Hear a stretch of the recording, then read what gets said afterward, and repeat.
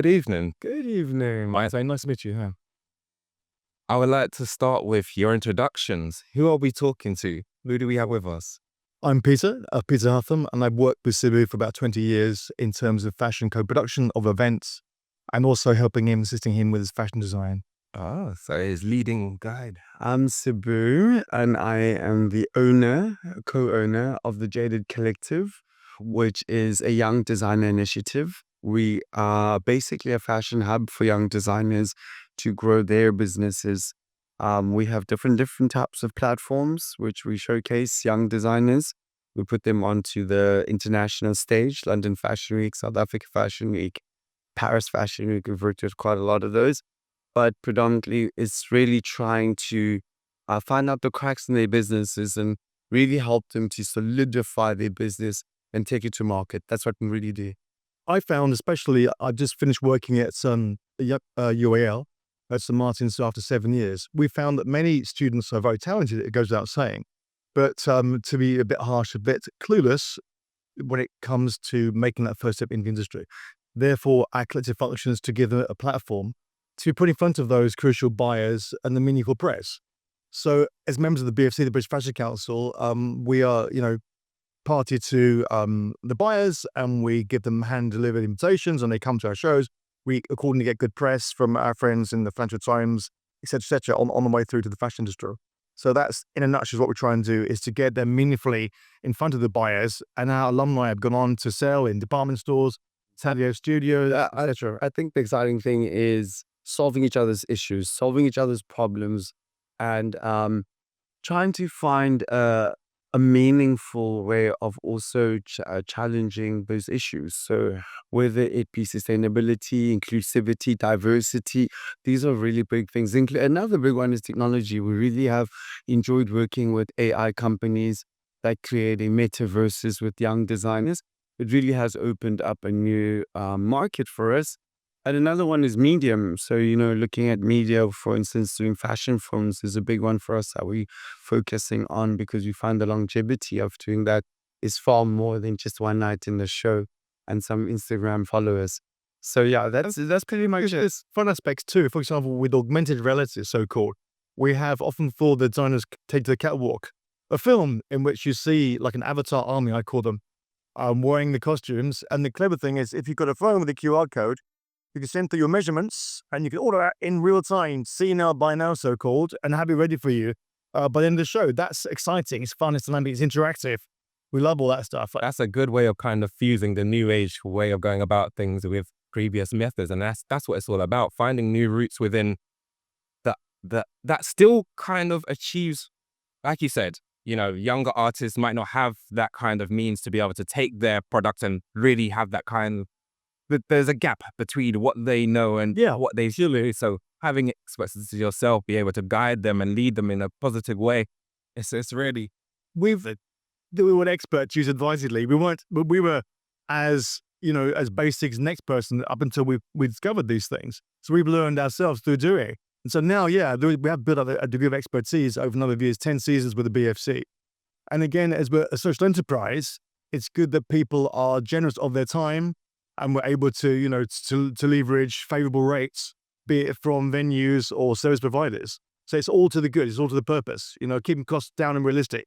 So we only pass on a basic cost to designers, and that they can afford. Yes. I love that, because we've worked with so many different companies from the British Fashion Council, and we absolutely are constantly working backwards and forwards to continue this incredible platform. We've had monster companies like Absolute Vodka, Lamborghini, just to say but a few, Converse is another amazing one. So we really try to put these big companies with these young brands, because that's really, truly where it is. That's my friend. That's how the features that you want. Like, everything everyone always moans about, the issues with the industry, areas, issues that they have that of getting in, with being seen, with being heard, with having their talent seen. You're addressing that whilst making it a viable option business-wise. You have to be able to think on your feet. We've had to pivot recently. Famously, in our recent history, we had Solar Shania for several years, and then we had to help to de-Russify the brand when in February of, is it 3 years ago now?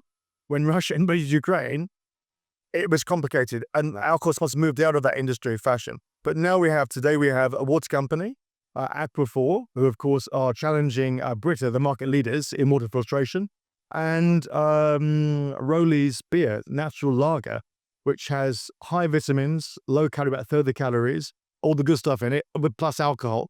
And again, they're health conscious. So this is all, in part, consistent with today's messaging. I'm sure when we come on to sustainability in a minute. I think that's a big one for us, because obviously when you look at monster brands like, Absolute and then we don't know the level of sustainability they have. What is your A to Z? What are the assets that you bring into an event space, and how do we quantify that? So working with smaller companies allows us to really navigate, be a bit faster on our feet when it comes to sponsorship, and to also dynamically deliver what we want to do, which is our product, which is eventually young designers coming to market. That's truly our product.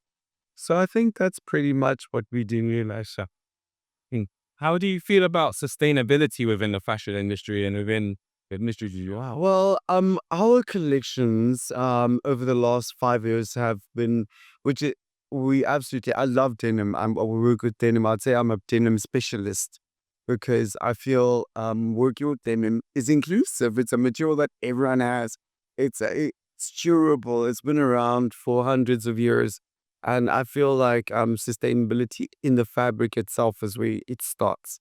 Number two, in the processes that you do. So for us, for instance, we go to Levi Jeans, one of the big companies, and they give us their waste product, and we turn them. 100 pairs of jeans? Well, we got 100 pairs of jeans from Levi, actually, and then we turned it into couture, and hopefully you'll have a little see. And now we move a little bit more into ready to wear, because we just found that with the turn of the market, we have to also keep your pulse on the people and what they're spending it on, So before pandemic, we were doing exceptionally crazy jackets, and now we had to sort of turn down a bit. It's part and parcel of life. Fashion's cyclical. Everyone knows that. It comes in cycles. So one of the most innovative jackets, which was a big seller in the range, Sibu just mentioned jackets. We took trouser pockets, for example, and made them to feature on the jacket. So you might have a trouser pocket on the back of a jacket, which may sound a bit odd, but it works as a patchwork. Otherwise, to answer your question, I've got a bit of a bee in my bonnet about the misuse of the term sustainability, because everyone claims that they are, when few of them in fact are. Very few have a traceability back to, where stuff is actually produced. Mother of Pearl is one exception. Most pay lip service to this so-called greenwashing. And so you really have to interrogate design as to supply chains, yes, because it's all well and good. Everyone seems to be inclusive, claims to be tick boxing things sustainable. And as I say, are they? You have to ask that question, and of yourselves too, with Levi's too. And of designers, are you truly true to that principle? Yeah. Well, there's over 50 sustainable development goals. And I think the problem is everyone uses it all as a catch-all. Yeah. So it's hard to kind of understand what people are doing, but I can understand straight off from what you've said, how you're making use of other big companies' material to make your own and still make it so that there's a good profit margin for everyone involved. And I think that's the key bit as well. You want everyone to have the losses of it. You want to, Pick another marketing approach for us. You've used the term in the past, affordable luxury. I think we both subscribe to the Vivienne Westwood mantra of, buy less, buy better. Yeah. Which isn't that? But that's great if you can afford it. So we have to try and square the circle. Who wouldn't go to Primark or H&M for something cheap and cheerful? I'd rather consume less and bought some of our stuff. So that's what we're trying to address. It isn't easy to square that circle, but that is the approach. That is the aim. Different shoes for different shows, different business. The Primark will always have this place. But like you said, it's about a pride. And I think that's a bit level above that, that will still last you in a couple of years. And you can still wear, and that's the key. I think the key to style now is when you look at yourself and you look at how you communicate with your inner self, and then how you want to present it outside. So you have these days, you're just not going to wear a whole Gucci suit, it's ridiculous. You have a pair of nice Gucci shoes on with your Primark jeans and your base stuff, That's so much more real. Well, yeah, As much as I'm against all the Primarks and all that stuff, but the reality, Visions of Bangladeshi factories on fire. the reality is that if you put that old sweater on and then you put your dad's, army jacket on with those Primark jeans and those Gucci shoes, that's really mixing things up. You know what I mean? That's finding that conversation within yourself and conversating it with, like it's fashion. That's more high fashion, yeah. But it's about things. This thing must wrap up, Peter. Love it. Love your strategies, right? Amazing. I knew it's really well dressed. I appreciate it. I always try to be, but Feel slightly underdressed, Betty. I like to hear. I like to hear that everywhere I go. Absolutely, yeah. We're going to have our American counterparts because, as you know, we just did London versus LA Fashion Week. And I think they have a couple of things to talk about, especially on the LA part of their collective. So thank you so much for having me. Really appreciate